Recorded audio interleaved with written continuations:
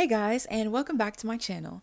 Today I'm going to be talking about the quote-unquote advantage that K-pop idols have over Western artists. I actually have a real disclaimer this time, so a little disclaimer. I'm in no way trying to say that one system is better than the other.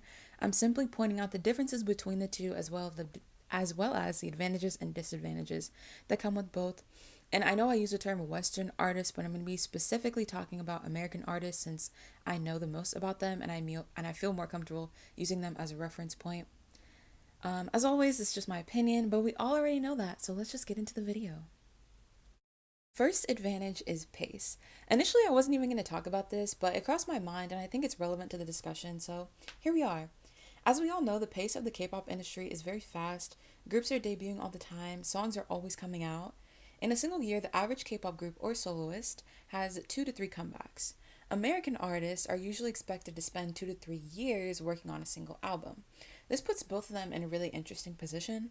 In Korea, if a group comes out with a song that you don't necessarily like, it doesn't really matter because in most cases they'll come out with another in a couple of months. But in America, if you've been waiting years for an album and it's disappointing, you're obviously going to be upset.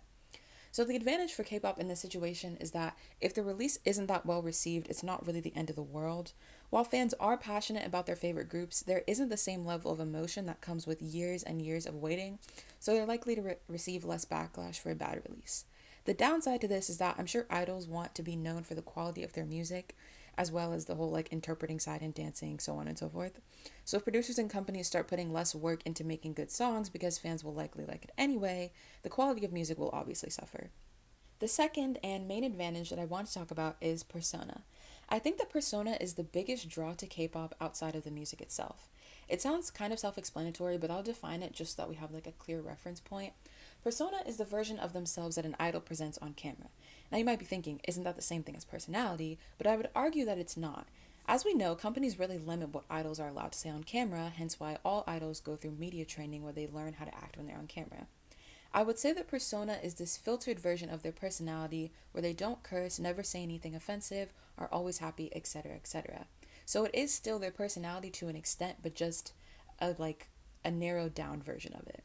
And I don't say this to say that idols get on camera and lie for 2 hours or that the company has given them an entire script and they're just reading off of it like mindless robots, but this is important because this is a version of them that people are getting attached to.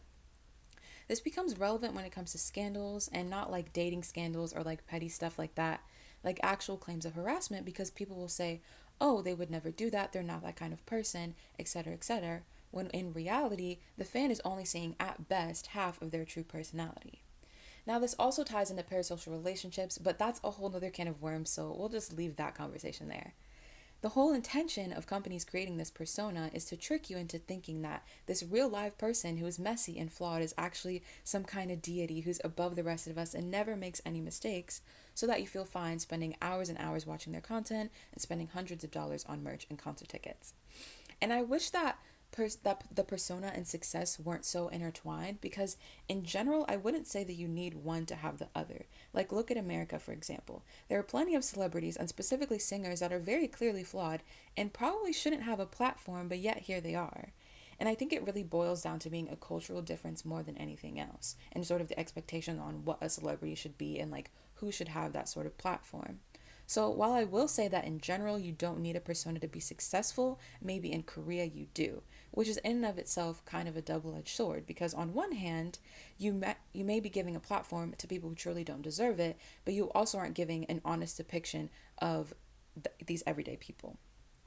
And I feel like we've already covered the disadvantages of the persona, but just as a summary, the presence of a persona can cause parasocial relationships and lead to people putting you on a pedestal.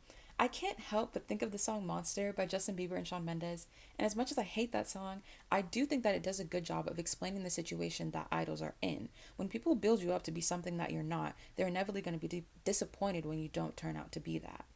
But there are also advantages. It feels like I've just spent forever talking about the downsides, but there are definitely some advantages to it. First of all, idols are really good at being entertaining. Like when I watched Going 17 or even back when I would watch BTS Run, I would almost forget that they were primarily singers because they were just so good at keeping people entertained and being funny.